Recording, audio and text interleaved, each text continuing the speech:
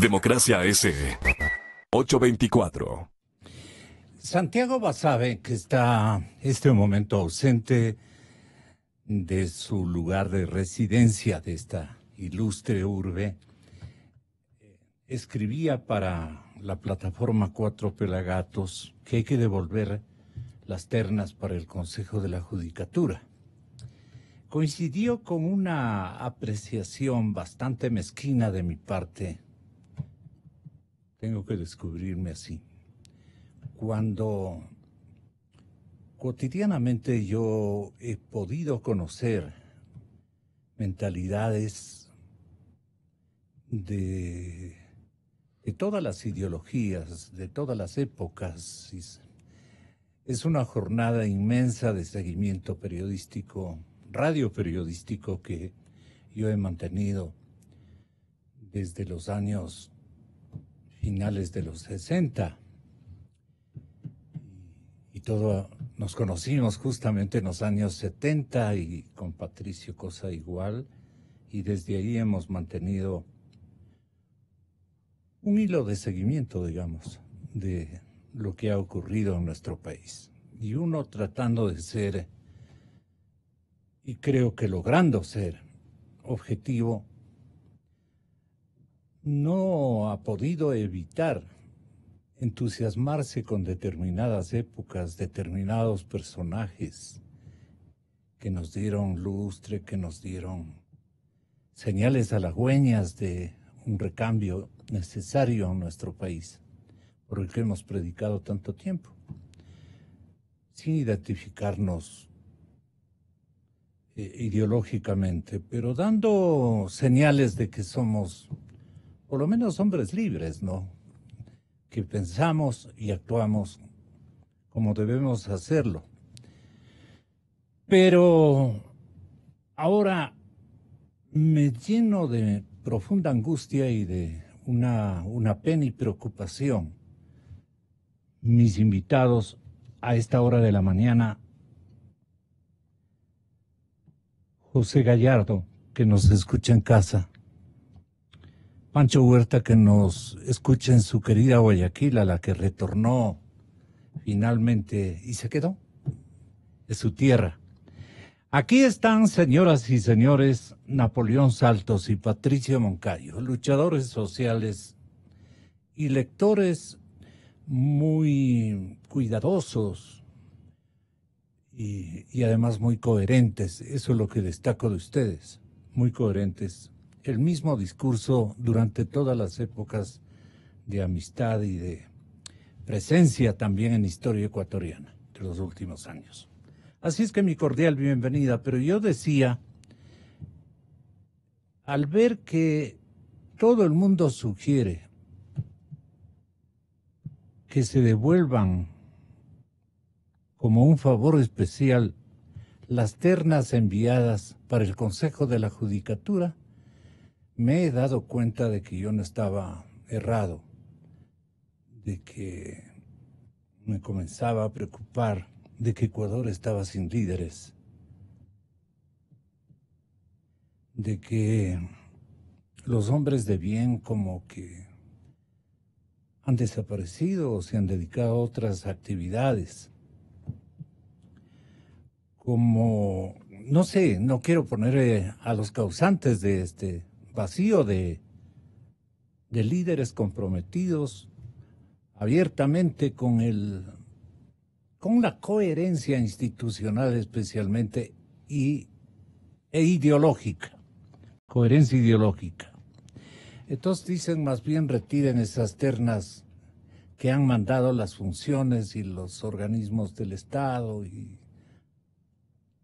todas las instituciones. Le dicen a Julio César, más bien retíralas y nómbrelas usted mismo.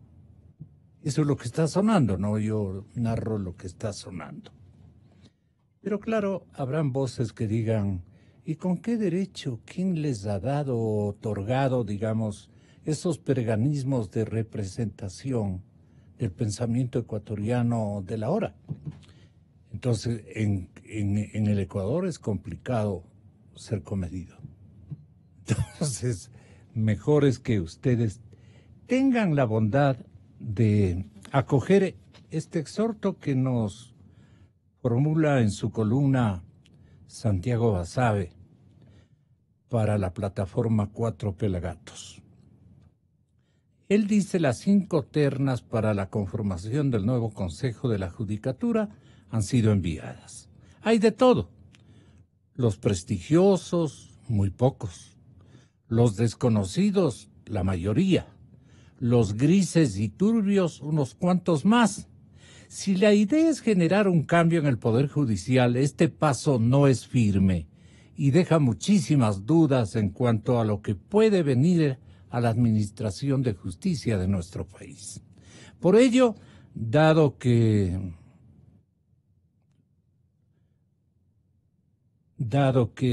los temas tienen altibajos, desequilibrios, candidatos abiertamente cuestionados, antes de seguir en el procedimiento de selección, quizá lo más prudente sea que el Consejo Transitorio solicite a los entes nominadores el cambio de nombres sometidos a este examen.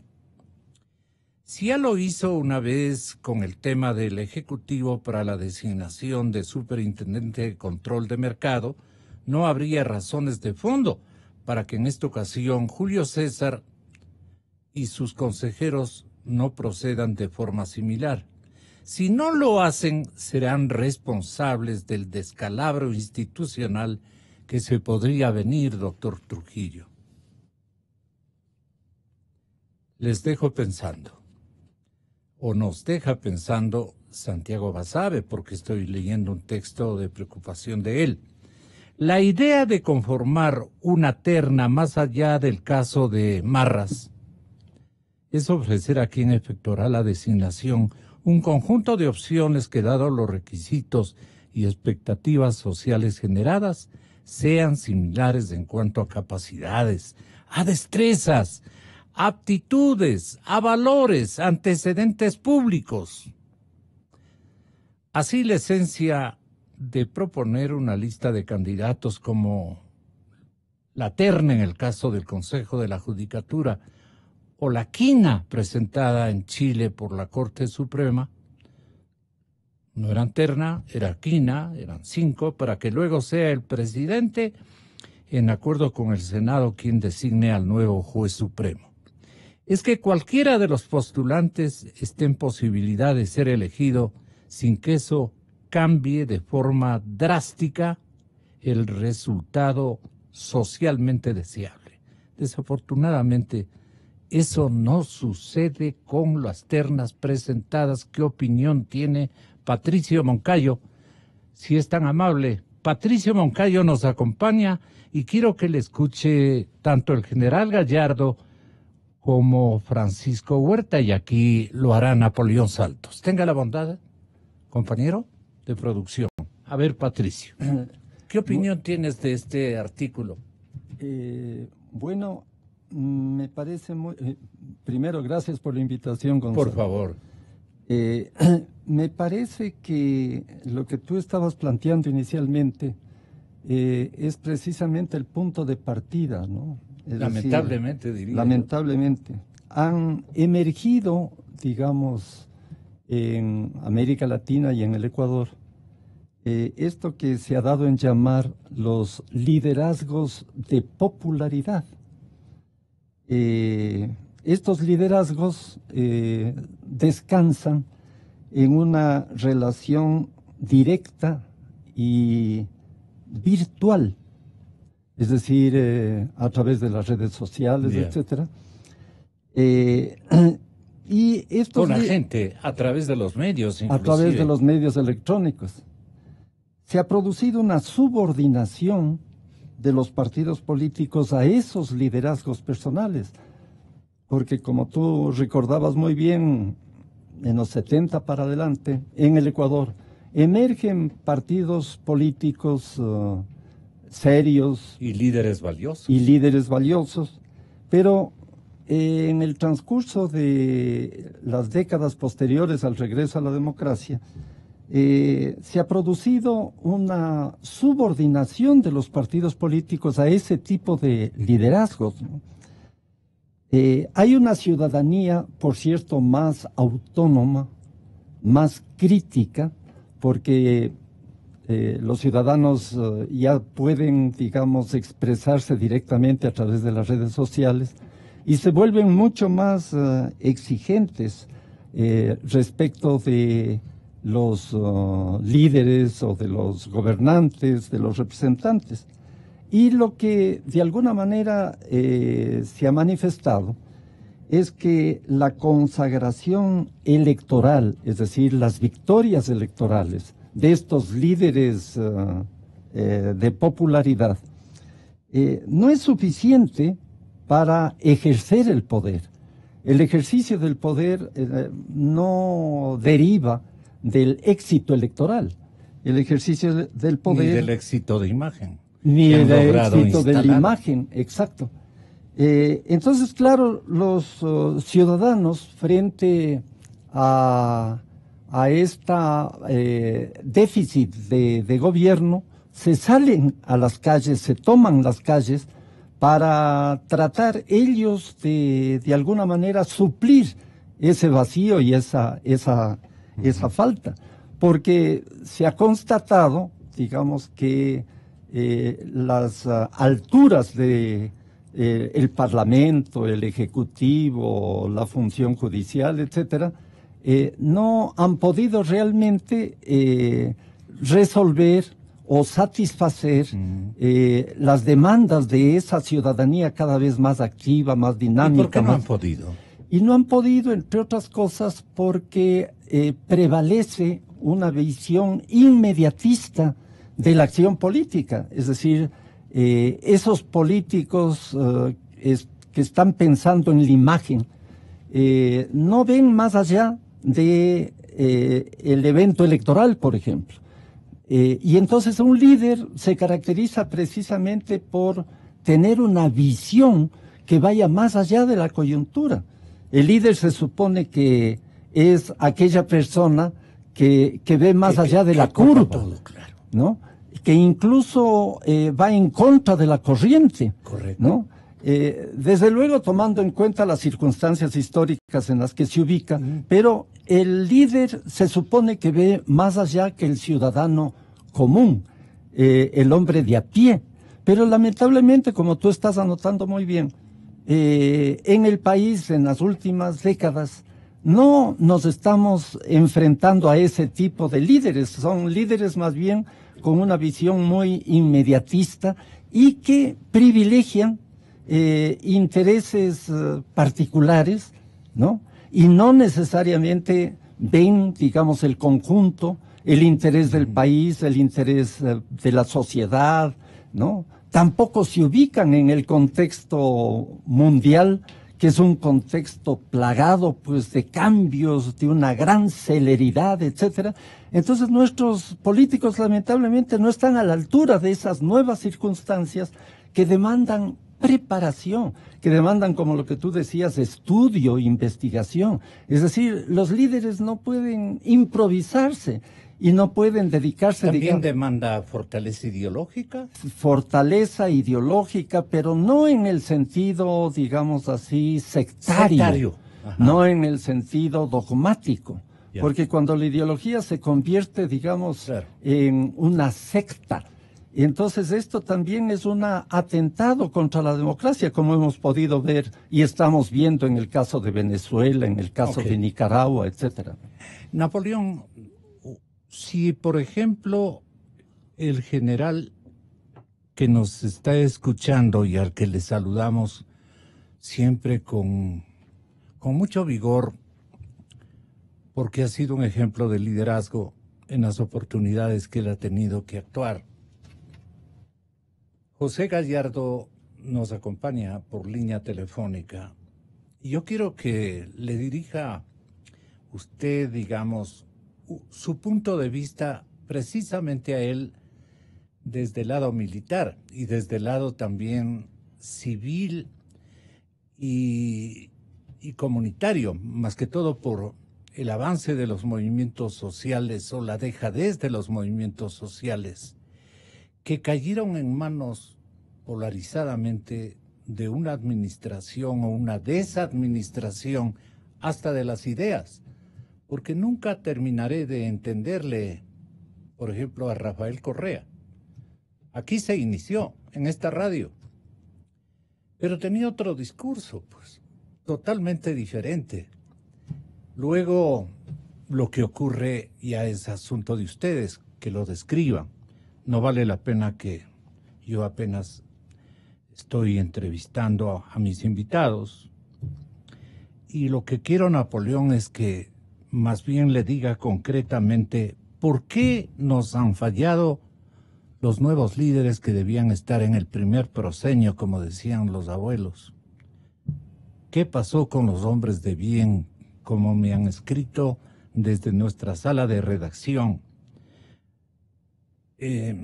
Las ternas del Consejo de la Judicatura enviadas a Julio César por diferentes dimensiones de organizaciones ciudadanas o institucionales dejan muchísimo que desear.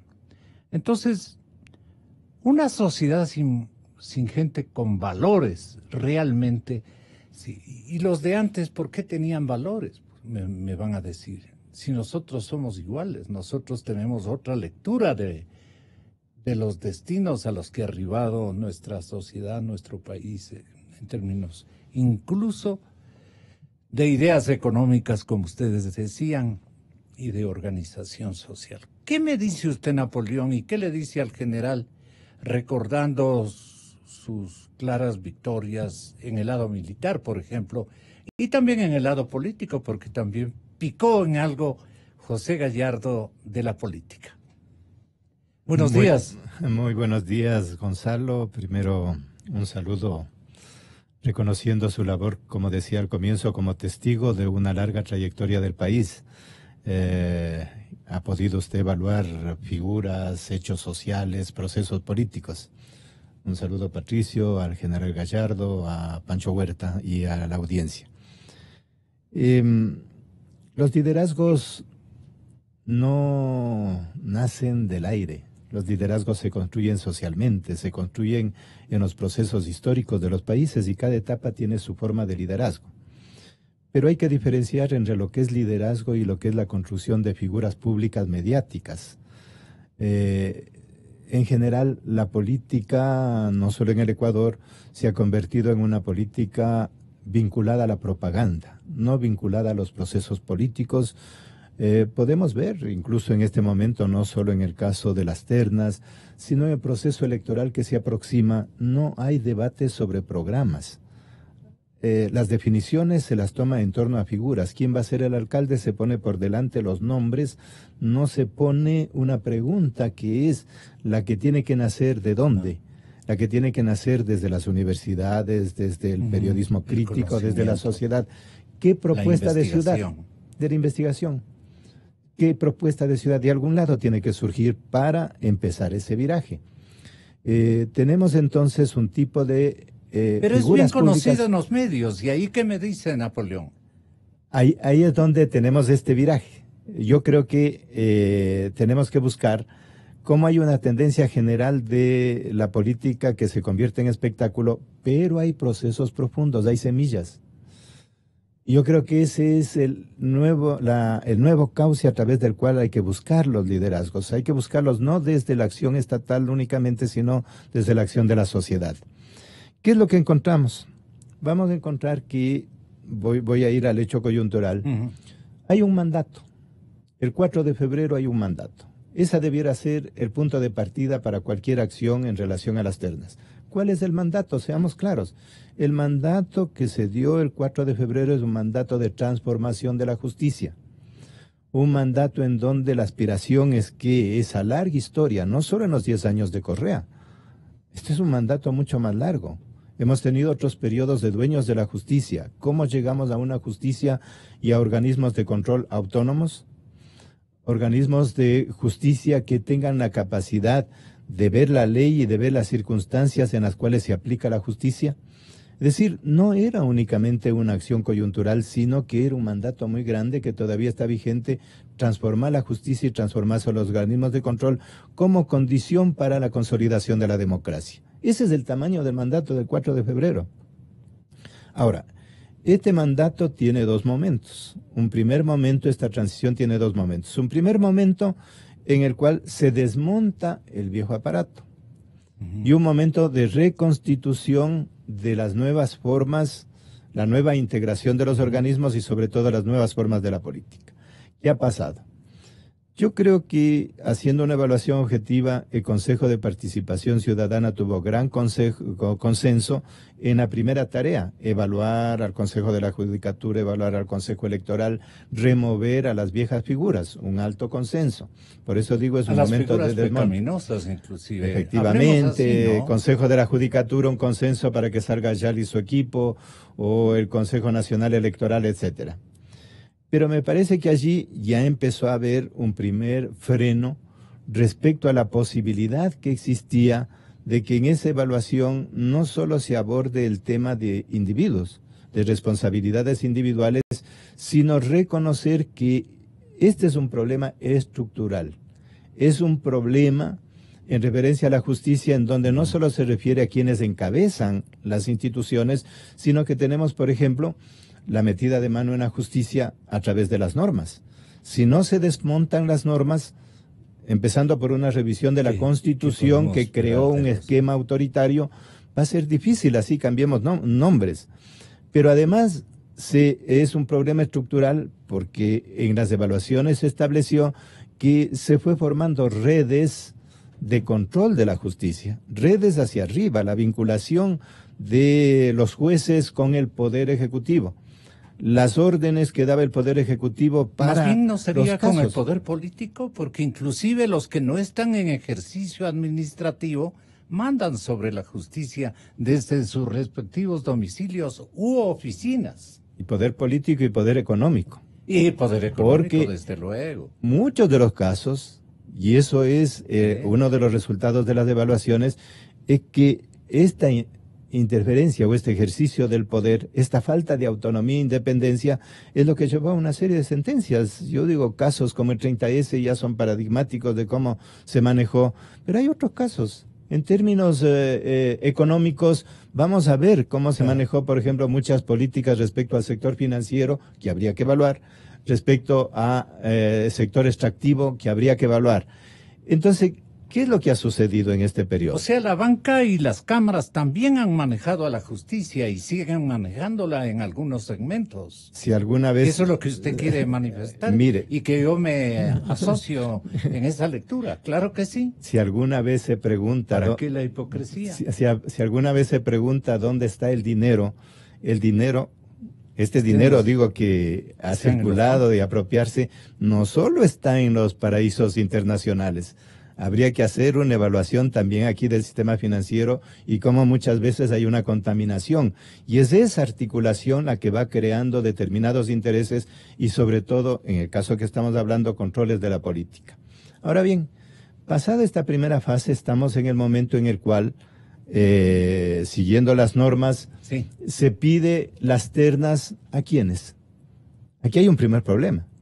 Las ternas del Consejo de la Judicatura son entregadas por los organismos del Estado. De modo que ya no es un ejercicio... Interesados, allí circulan otro tipo de intereses.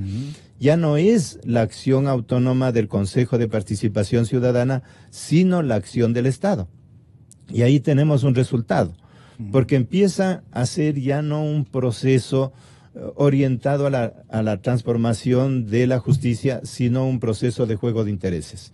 Los nombres ya no nacen de una evaluación de ese mandato de transformación de la justicia, sino que empieza a haber nombres vinculados o nombres que nacen del cálculo, del vínculo para tal o cual objetivo. Pero en la judicatura de transición se ve gente más bien como Julio César, como Dávila, como Hernández, ya no me acuerdo los otros nombres. Macas, Félix. Sí, Macas, sí.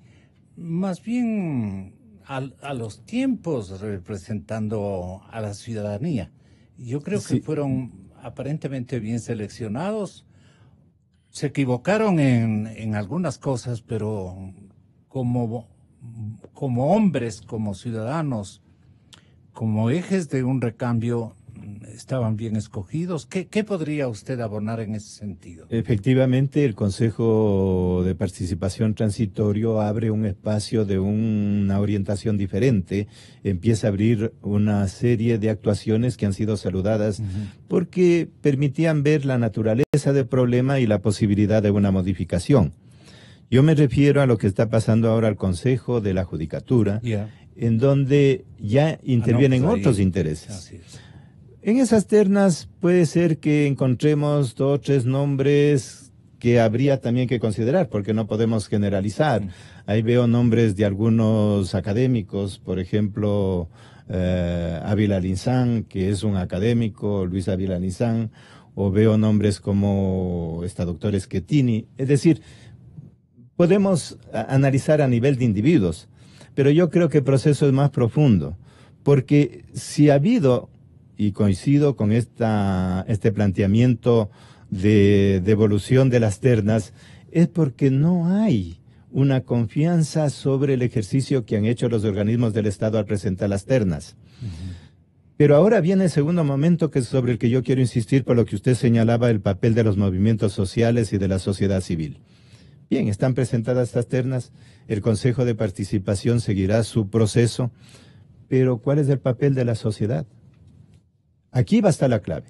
Si es que no hay una actuación de la sociedad, no vamos a obtener este viraje. ¿Cómo elevar el debate? Porque no estamos designando cualquier organismo. El Consejo de la Judicatura es el que orienta y prácticamente la llave para saber si va a haber una nueva justicia o no. Va a ser el que evalúe a la Corte Nacional de Justicia. Vamos a tener integrantes, consejeros, lo suficientemente, 3 características: autónomos, no pueden tener ninguna vinculación ni con el pasado, con los 2 pasados, como digo yo, porque aquí tenemos dos fuerzas que interfieren, el pasado correísta y el pasado también anterior, de fuerzas que siempre han actuado en el control de la justicia. Primero, autonomía. Autonomía también respecto a los organismos del Estado actuales. Autonomía respecto a los intereses económicos y políticos. Segundo, capacidad académica. No puede haber, yo diría que hemos perdido la presencia de líderes porque se ha impuesto en la sociedad el triunfo de la mediocridad. Y esto es ¿Se ha grave. impuesto o no?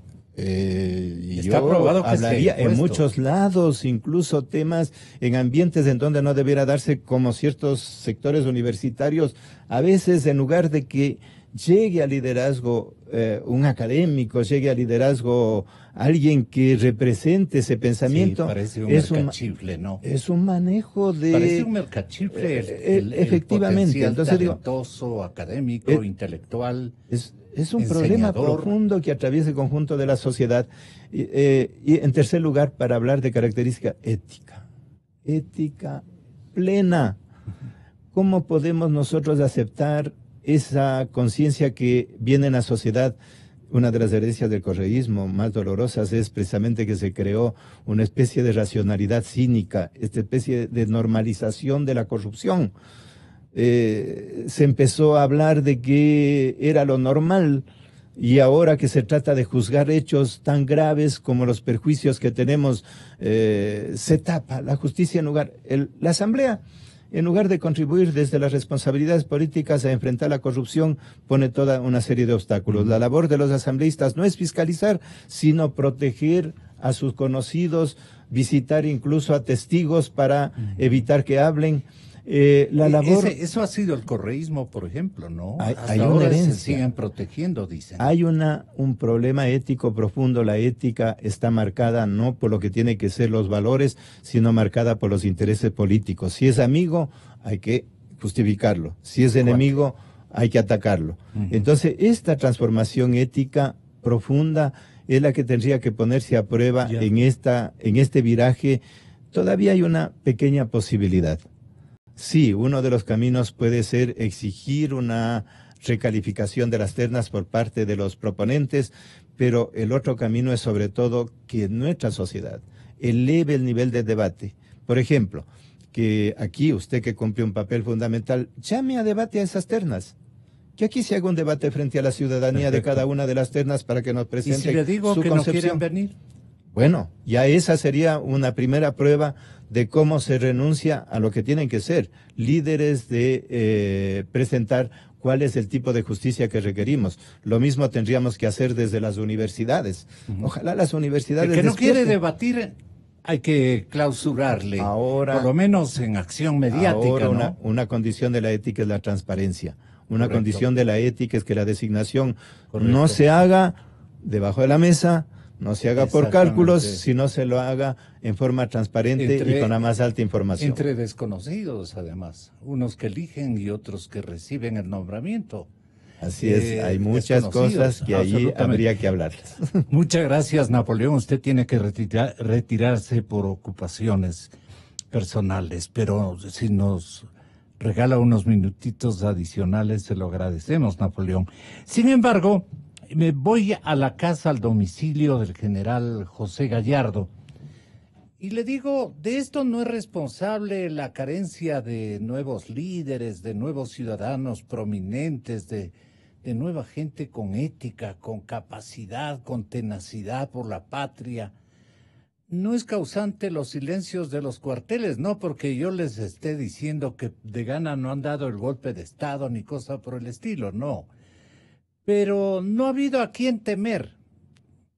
Han sido tremendamente agresivos los abusivos que nos han gobernado en últimos tiempos. General Gallardo, perdone que le pregunte de esta manera. Usted sabe del respeto que le guardo. ¿Qué opinión tiene de esta hipótesis de que el Ecuador en este momento se encuentra sin líderes ciudadanos? No hay candidatos así que todo el mundo diga qué respeto para este caballero, o hay gente que no quiere, no se ha interesado prácticamente desde de un tiempo a esta parte en el ejercicio de avisorar nuevos escenarios para el Ecuador, escenarios virtuosos, éticos, de gran visión para el futuro. No hay nadie en quien practique con gesto visionario, digamos, una práctica cotidiana de pensar en otros modelos, de pensar en otras características de país. No sé si estoy equivocado o estamos divorciados en nuestros dos pensamientos, que sería lo lógico, pero mi cordial bienvenida, General Gallardo. Muchas gracias, estimado Gonzalo. Mi saludo cordial a las personas que están siendo entrevistadas y a los ecuatorianos que nos escuchen. Yo creo que hay una crisis profunda de toda la sociedad, agravada en los 10 últimos años por estas equivocaciones inmensas que ha habido en el gobierno que pasó. ¿Y en la ciudadanía que apoyó? Así es que la ciudadanía es víctima de una propaganda asfixiante, perturbante.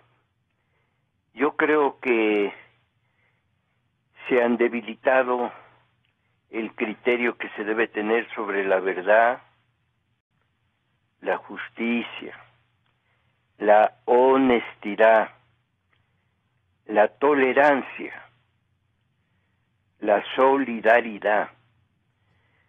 Estos son valores con otros que constituyen cimientos de toda sociedad.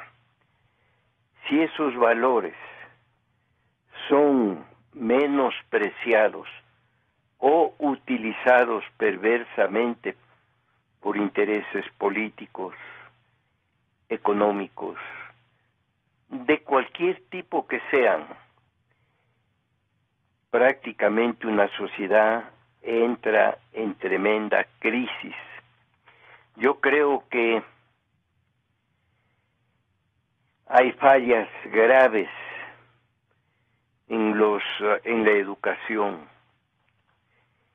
Yo recuerdo que hace unos 30 años se creyó que ya no se debía enseñar ni moral ni cívica en la educación y le sustituyeron por otras materias.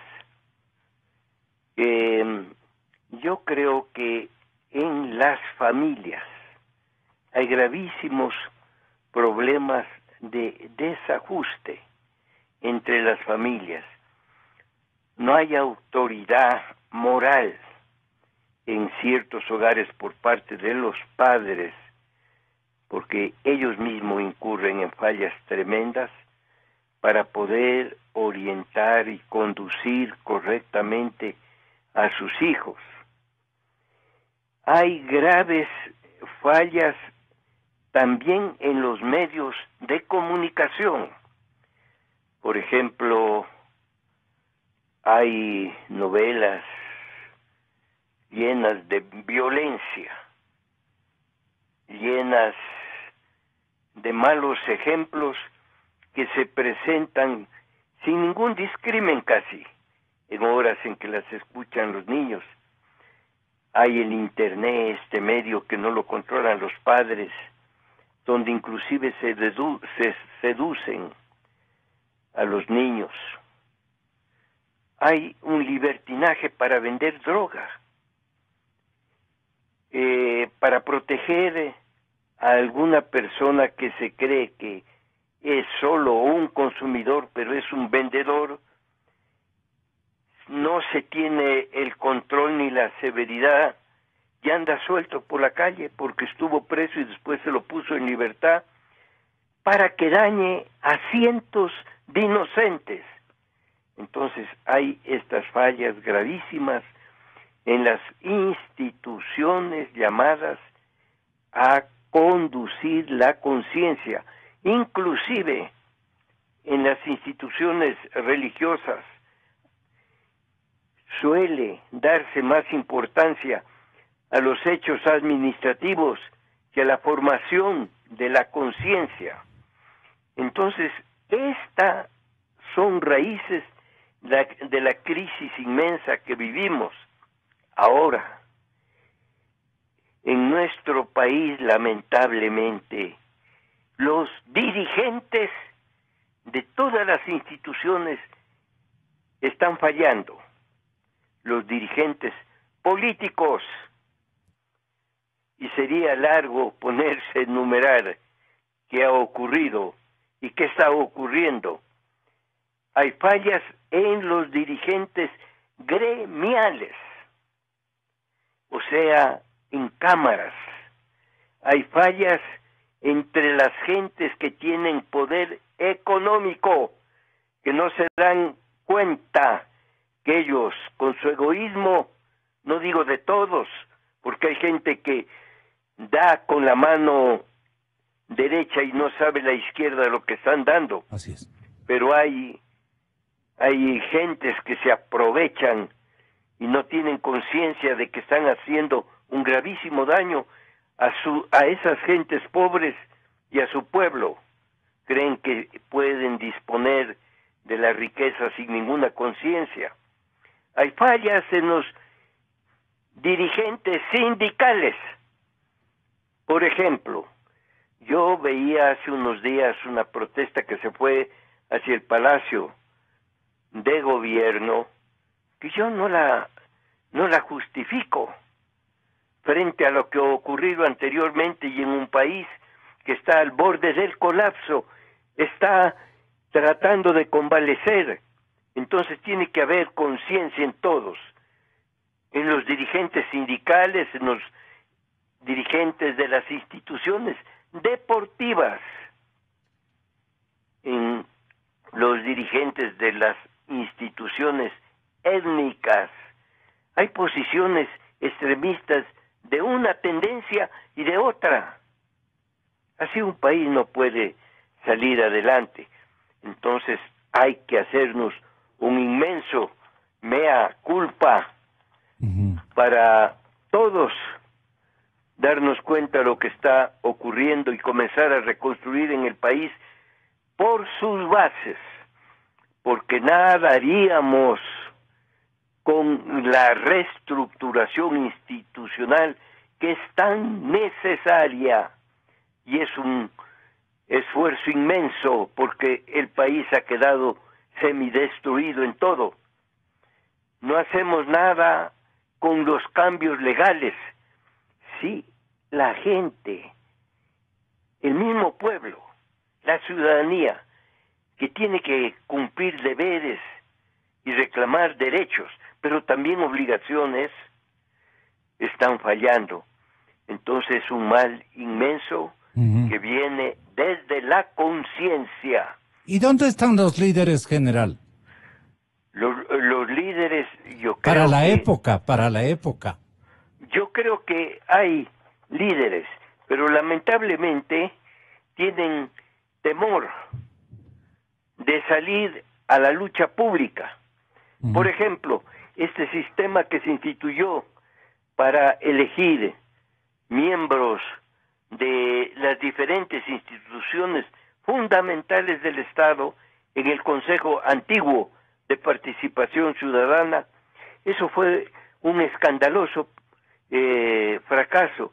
Yo cuando salió esa norma con el Consejo de Participación Ciudadana, esa era una norma totalitaria, porque los gobiernos comienzan a manejar los procesos de elegir en esos conciliábulos, y ya vio usted los resultados. Yo pienso que deben surgir las personas que han de dirigir el país de los organismos que son electos por el pueblo y que van a sufrir las consecuencias si no saben escoger debidamente a quienes candidatizan, por ejemplo, para Contralor de la República, para Procurador. Entonces, teniendo fallas el sistema antiguo, que hay que perfeccionarlo, era mejor que estos conciliábulos cerrados en los que se eligió la dirigencia de instituciones fundamentales del control del país. Entonces hay que hacer esa actividad, pero nadie se va a prestar para esos procesos de que con este sistema que había en el país del Consejo de Participación Ciudadana, de este Consejo de la Judicatura. Nadie se va a prestar porque va a ser burlado. Entonces, allí hay que hacer con valor las enmiendas. Por ejemplo, la que propone el doctor Trujillo, a mí me parece una cosa correcta. Llamar al pueblo a que se pronuncie sobre si continúa existiendo o no el famoso Consejo de la Participación Ciudadana. Es que hay que eliminar los recursos que los gobiernos con alma totalitaria se inventan para controlar a los pueblos, para someterlos, para ultrajarlos. Hay que eliminar eso. Un abrazo, mi general. Como siempre, un honor que nos ha dispensado. Buenos días, general. Le preguntan a Marcelo Merlo hace contadas horas. Voy terminando. Tranquilos. ¿Cómo evalúa usted, doctor Marcelo Merlo, el supuesto control político de la justicia, Patricio? Le preguntan a Merlo. Y él responde, es terrible. Ecuador no saldrá del problema económico si no tenemos el 100% de fe en la justicia. Bien dicho, así es. Nadie se atrevería a hacer negocios si sabe que hay consignas. Está bien dicho. Ahora ya no hay esa intervención, pero tenemos corrupción. Hay jueces que actúan incorrectamente, se repara un poco el doctor Merlo. Y por eso abrimos una ventanilla para recibir denuncias, dice Marcelo Merlo. Y estamos buscando pruebas contra ellos.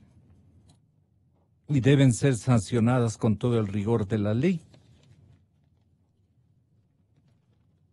Hasta llega a decir que ya no hay intromisión en la justicia.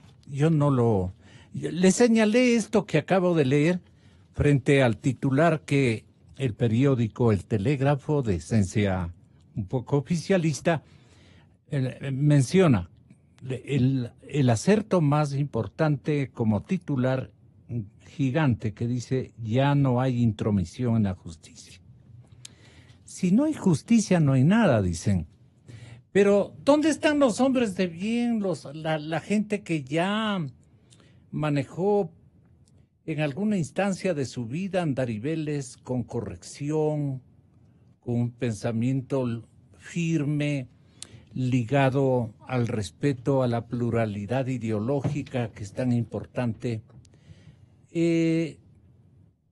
Lo que suelen llamar en el lenguaje, digamos, criollo de la clase media, media alta o media, dicen: puro mediocre. Abunda este momento los estamentos especialmente judiciales y aspiran a ser jueces, a ser magistrados, a ser representantes de cual y luego se los ve enredados, Patricio, en escandalosos fraudes a la credibilidad pública y a favor de los intereses bastardos, digamos, de los grupos económicos que no le resultaron al país los más adecuados. Por no inflar más la cosa, tenga la bondad usted de darnos una posición respecto a que hay que devolver las ternas para el Consejo de la Judicatura que plantea el doctor Basabe, otro académico como usted. Tenga la bondad, Patricio. Yo considero, Gonzalo, por las intervenciones que hemos escuchado muy importantes, que uno de los temas o de los puntos fundamentales que enfrentamos y que enfrenta, digamos, quienes aspiran a ser líderes, es, digamos, una falta de claridad respecto del concepto de política. Es decir, cuando en la sociedad experimentamos un proceso de secularización desde la Revolución Liberal en adelante, entonces la política tiene que encontrar otro tipo de basamento, ya no el basamento, digamos, religioso. ¿Cómo sustituir, digamos... Tal vez ético? ¿Cómo sustituir esa ética religiosa por una ética laica? Ya.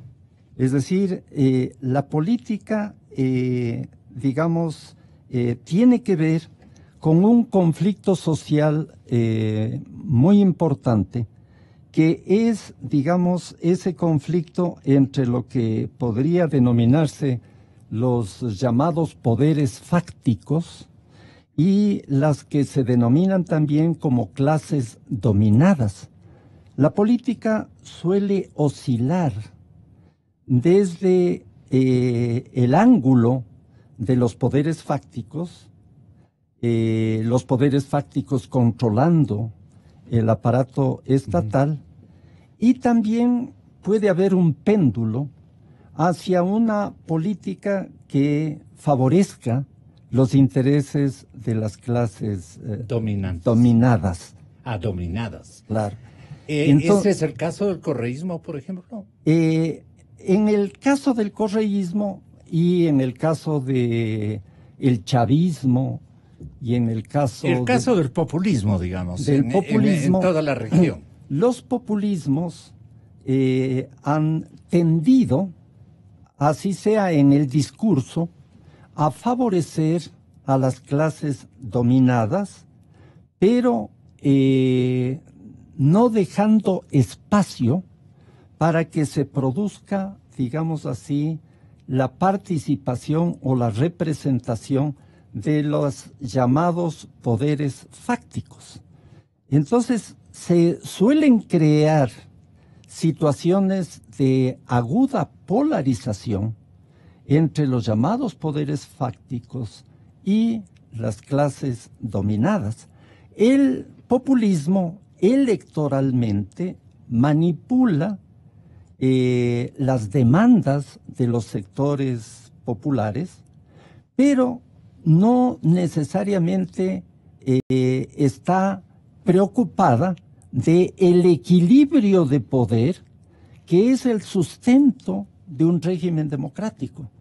Entonces, en cambio, desde el ángulo de los poderes fácticos también, como en el caso de Bolsonaro en Brasil, se da la otra perspectiva, es decir, un alineamiento, ¿no?, con lo que podría denominarse las clases dominantes, pero en contra de los sectores subordinados. Pero electoralmente, Bolsonaro está teniendo... Se aprovecha el descontento de las clases dominadas. Claro, el descontento de las clases dominadas frente a un gobierno como el de Lula, que originalmente pudo haberse identificado con el país... Un populismo de izquierda. Con un populismo de izquierda, pero terminó, digamos, cayendo en esta situación de la corrupción que obviamente desacreditó a esa perspectiva. ¿Y por qué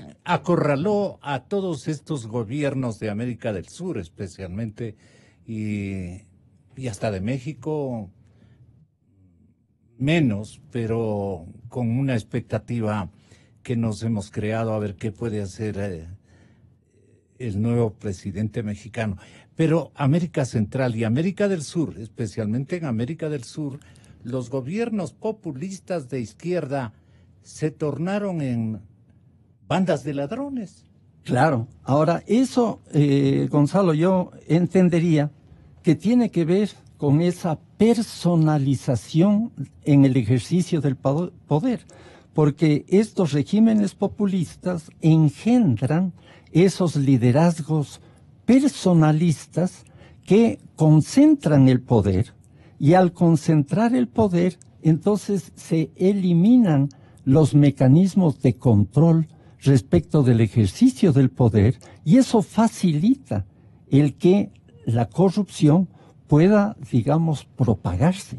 Es decir, en el caso de Venezuela, en el caso de Ecuador, Argentina, en el caso de Argentina, Uruguay, vemos cómo se ha desbordado la corrupción debido precisamente a esta falta de mecanismos de control que son propios del régimen democrático, cuando existe división de funciones y cuando las funciones tienen autonomía e independencia, pueden ejercer esa suerte de vigilancia. Ahora, una cosa que... ¿El parecido no es con Cuba? O sea, yo claro, quiero llevarle a la circunstancia de que Fidel Castro es el guionista de todo este formato o este modelo de gobierno populista potencialmente de izquierda, pero sin organismos de control. Correcto. Y con un agravante, Gonzalo, que es el tema de la llamada hegemonía. Es decir, la izquierda tradicional, yo creo que hay una nueva izquierda que está revisando esto, pero la izquierda tradicional apostó a lo que se llama la hegemonía. Y la hegemonía supone, digamos así, la suposición de que existe una verdad dada que tiene que imponerse. Entonces, en el caso de Cuba o en el caso de China o en el caso de la ex Unión Soviética, la verdad, digamos, se supone que estaba en manos de quienes ejercían el poder. Y entonces los que ejercían el poder no permitían que hubiera otras verdades que coexistieran y compitieran con esa verdad única. Alumno distinguido Correa, ¿no? De este formato, de esta escuela. Claro. Ahora, una cosa que planteaba muy bien el general Gallardo es lo relativo a los valores, ¿no? Porque estamos viviendo en un mundo en donde los valores tradicionales de alguna manera han sido cuestionados porque los derechos, por ejemplo, de las mujeres se han ampliado. Ya no existe, digamos, esa idea de que la mujer tiene que ocupar un rol secundario dentro de la sociedad. Existe los derechos de las etnias, de los movimientos indígenas, etcétera. Existe nuevas maneras de entender las relaciones de pareja. Entonces, en un mundo en donde se han, digamos, de alguna manera como que los viejos valores han entrado en crisis, todavía no existe una ética alternativa. Los nuevos valores se convierten en antivalores, pero no se trata de volver tampoco a los viejos valores, sino de darle una sustancia ética a los nuevos valores, porque sí vale la pena también. ¿Dónde están los nuevos valores en estas épocas? Los nuevos valores en este sentido están muy neutralizados por la fugacidad. Pero ¿cuáles son los nuevos valores? Los nuevos valores que tienen que ver con, por ejemplo, con los derechos de la mujer. Los nuevos valores que tienen que ver con la libertad, digamos, de las opciones sexuales. Los nuevos valores que tienen que ver con la erradicación, digamos así, de una mentalidad tradicional o tradicionalista. Pero el reemplazo, el relevo de estos viejos valores no es fácil. Pasar de los viejos valores a los nuevos valores sin sacrificar a la ética es un desafío. Y naturalmente la sociedad... Ahí nos encontramos este momento un tanto confundidos. Exactamente, y entonces eso comienza a atentar lo que podría denominarse la cohesión social. Y hay una especie de anomia, como se dice, en el sentido de que no se sabe cuáles son las normas a las que la gente debería atenerse. No se trata de atenerse a las viejas normas y valores que ya, digamos, son obsoletas frente a los cambios ocurridos en la sociedad.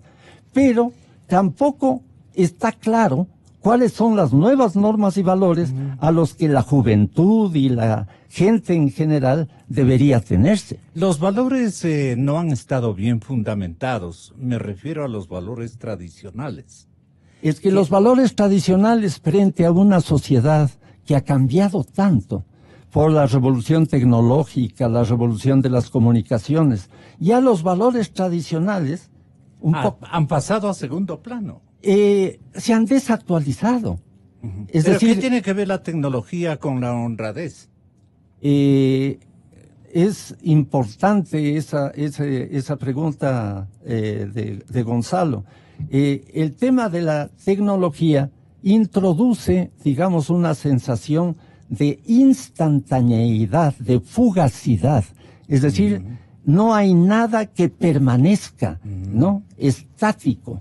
Entonces, en ese sentido, la tecnología como que desvaloriza o tiende a desvalorizar, que no es que la tecnología sea mala, sino el uso de la tecnología puede ser equivocada.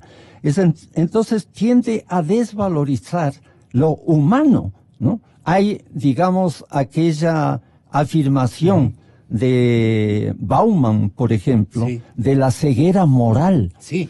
Hay una indolencia frente al sufrimiento humano, ¿no? Entonces los seres humanos un poco están preocupados de su individualidad. Entonces hay una exacerbación del individualismo y del egoísmo que va naturalmente en contra de los valores, digamos así, esenciales que la humanidad requiere para garantizar su cohesión social. ¿Y qué va a hacer la humanidad sin valores? La humanidad sin valores está desembocando en lo que estamos viendo en Europa, en los Estados Unidos. ¿Qué estamos ¿no? viendo?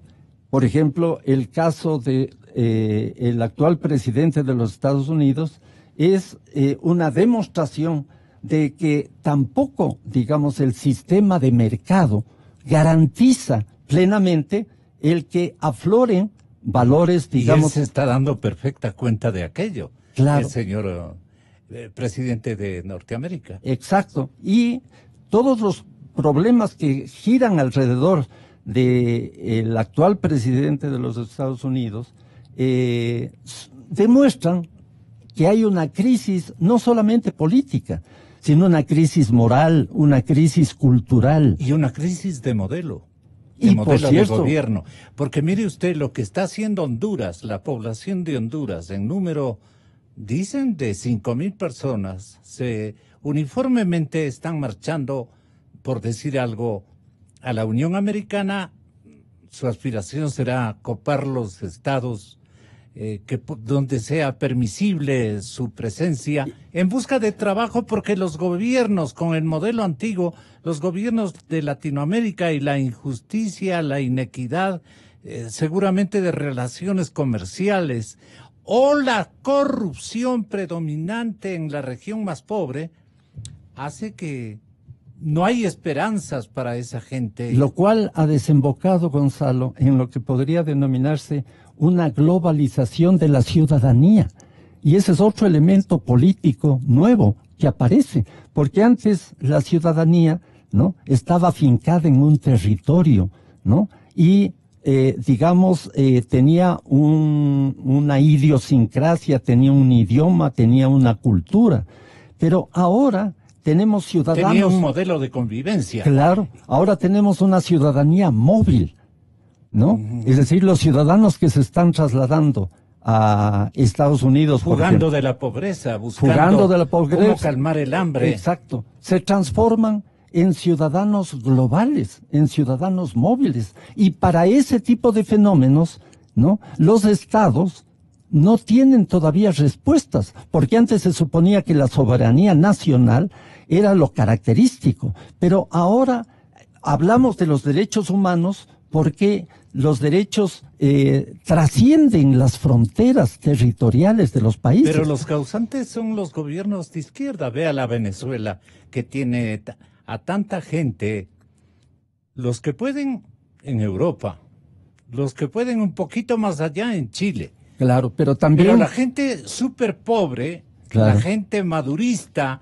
la gente que no tiene, digamos, ninguna prestancia en la propia revolución chavista, se viene para donde nosotros. Correcto. Ahí, Gonzalo, lo fundamental es criticar todo régimen que impida la inclusión, sea de izquierda o sea de derecha. Por eso mencionábamos el caso de Bolsonaro.